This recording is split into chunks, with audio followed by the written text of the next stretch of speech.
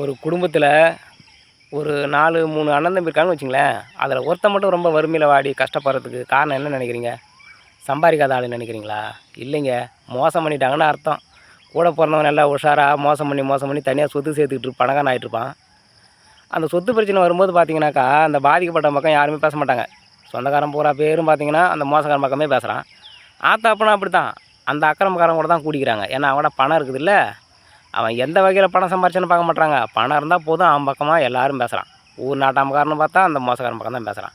Police ஸ்டேஷனில் போயிட்டு complaint பண்ணால் கூட அவனுங்க பக்கம் தான் பேசுகிறாங்க. நம்ம பக்கம் யாரும் அந்த பாதிக்கப்பட்ட பக்கம் யாருமே பேசுறதில்ல.